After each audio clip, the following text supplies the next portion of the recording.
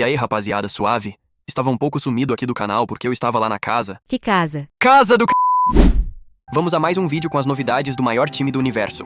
A seguir, o André Hernan traz novidades sobre a dupla de volantes escolhida por Crespão da Massa. Em seguida, Nicola mostra uma possível lista principal de jogadores do Crespão para o restante do campeonato. Ainda seguindo as novidades, o canal Arquibancada Tricolor traz novidades do nosso DM, que está praticamente zerado. Sem mais delongas, fiquem com o vídeo.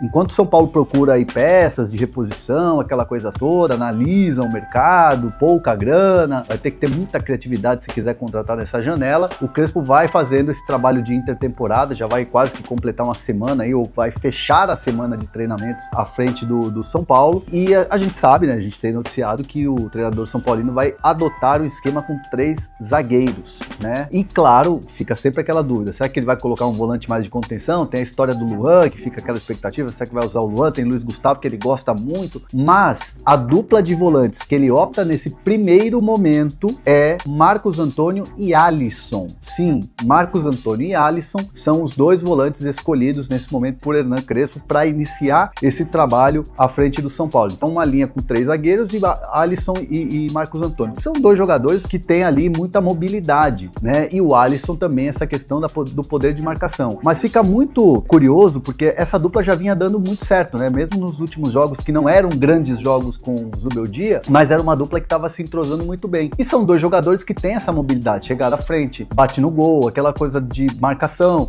O Marcos Antônio menos, até pela questão física, mas o Marcos Antônio é um motorzinho que está em todo lugar do campo e é um cara que cerca, que marca, que vai à caça, é um jogador que tem muita velocidade, tem muita explosão. Então, assim, são jogadores que ajudam muito na marcação e saem rápido com a bola, né? Essa coisa da transição. Lembrando que o Alisson, em determinado momento da carreira, foi camisa 10, jogou de ponta, né? Jogou na frente e hoje é um volante, é um jogador de meio campo. Marcos Antônio também, já foi terceiro homem de meio campo, já foi segundo, é um jogador de muita articulação, de muita mobilidade. Então essa é a dupla que ele escolhe. Tem o Pablo Maia ainda, que é um jogador também muito importante, mas o Pablo Maia, além da questão da recuperação depois da lesão, é um jogador que também precisa recuperar a boa forma dentro de campo, né? O Pablo Maia, desde que voltou, fez partidas abaixo, né? Que a gente está acostumado a ver o Pablo Maia tendo grandes atuações que o levaram inclusive para a seleção brasileira. Então, ao mesmo tempo, com esses 2 jogadores, e lembrando, né, que o São Paulo, na tarde de ontem, anunciou a renovação de contrato por mais um ano do Marcos Antônio, por empréstimo, para pagar em 2026, aí sim ter um contrato definitivo. Marcos Antônio, internamente, todo mundo dentro do São Paulo entende que ele é jogador e vai ser jogador do São Paulo, né? Mais um empréstimo para depois liberar e voltar para Lazio, não. É um jogador do São Paulo, a ideia é compra depois, aquela compra famosa, compra definitiva, né? Que é uma coisa até meio redundante, compra definitiva. Quando você compra, é teu. Então essa é a ideia. Então são esses 2 volantes, no primeiro momento, 3 zagueiros, 2 volantes de muita mobilidade. Claro, tem o Oscar, num triângulo ali, num tripé, e ele é o cara que faz a articulação,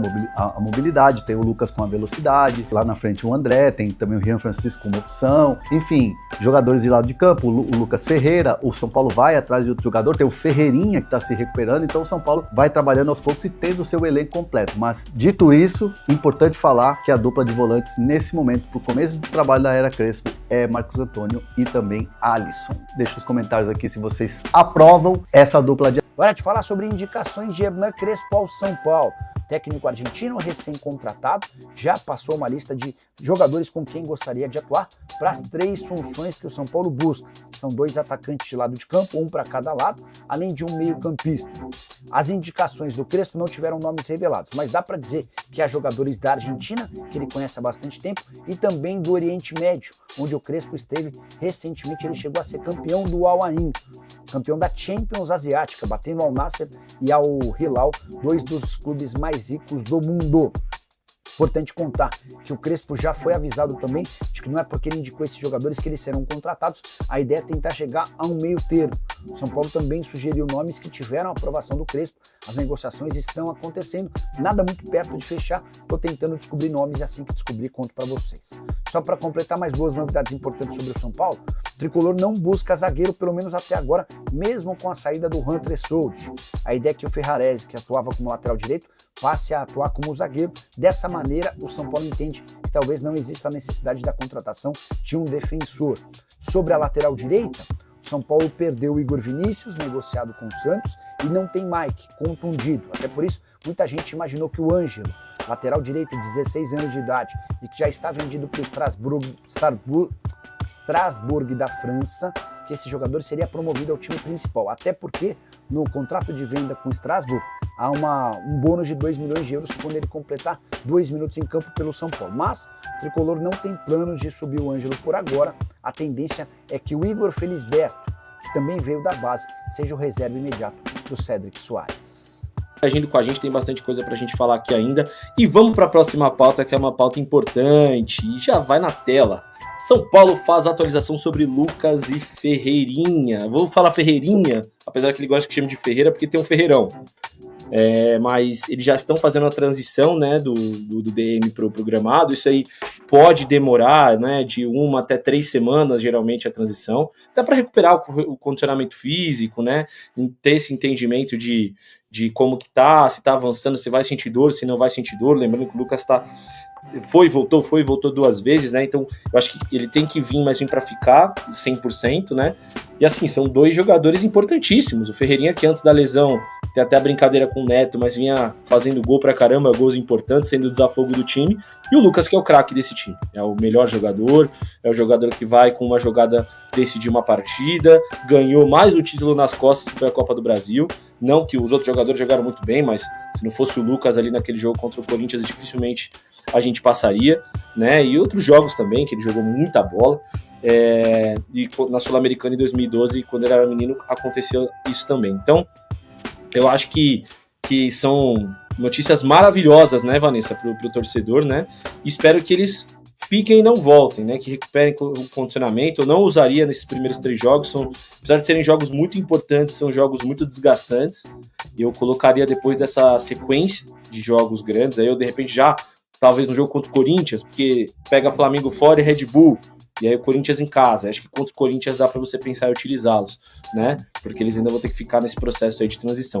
Mas eu queria saber o seu sentimento, né? Que acho que o sentimento de todo São Paulino finalmente estão voltando.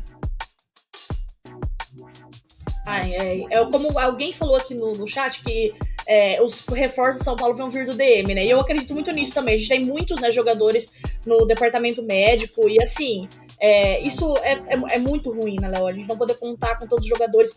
E essa foi a desculpa da antiga comissão, né?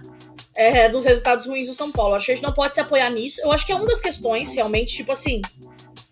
Tudo que aconteceu, a má fase do que o São Paulo vinha vivendo, não é só culpa da comissão técnica, não é só culpa dos jogadores, foi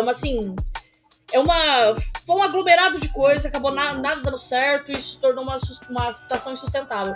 Mas se apoiou muito nisso, né, de realmente o DM estar cheio. Então, e assim, é uma coisa que incomoda e é ruim mesmo você não poder contar, ainda mais com seus principais jogadores, né, Léo? Assim, a gente vai poder contar com o retorno do Oscar também, por exemplo, e que é muito importante. Ferreirinha, Lucas, enfim, e são jogadores que vão dar opções pro Crespo, né? Eu acho que na parte ofensiva, se ele tiver todo mundo à disposição, nossa, ele pode brincar ali no ataque, assim, de fazer modificações e assim, porque a gente vai vir no primeiro tempo, por exemplo, a gente vai colocar lá o ataque formado, sei lá, por Lucas Ferreira e André Silva, que seja. Aí depois, no segundo tempo, a gente pode mudar e colocar Ian Francisco, Luciano, Dineno. Então a gente tem muitas opções pra mexer ali, né? O Luca. Então, assim, e dependendo das características que o Crespo vai buscar nos jogadores que ele quer no ataque. Então ele vai poder realmente fazer modificações ali que mudem realmente o panorama do jogo. Porque muitas vezes o que incomoda é que, assim, as modificações que a gente faz, que o técnico faz durante o jogo, não mudam em nada a configuração do jogo. E trocar 6 por meia dúzia, às vezes, não é o que a gente espera. A gente espera realmente jogadores que façam a diferença. Então, ter essas opções no ataque, eu acho que farão muita diferença pro São Paulo nesse período decisivo que vai ser esse retorno que o São Paulo precisa somar pontos do Campeonato Brasileiro, recuperar os pontos perdidos, jogar fora de casa, em competição, na competição assim, que não vai ser fácil. Clássico contra o Corinthians, jogos muito importantes fora, né, do Morumbi, longe do Morumbi. E depois aí a gente vem pro final de julho, meados de julho, começo de agosto. A gente vem aí pra mata-mata, né? Então, tipo assim, nós precisamos realmente de todos os jogadores à disposição pro Crespo poder realmente, assim, formar o time que ele quer, fazer os testes, que ele vai fazer testes, porque uma coisa é treino, outra coisa é jogo, e ver quem que vai ser aí os jogadores de confiança dele para começar, por exemplo, como titulares.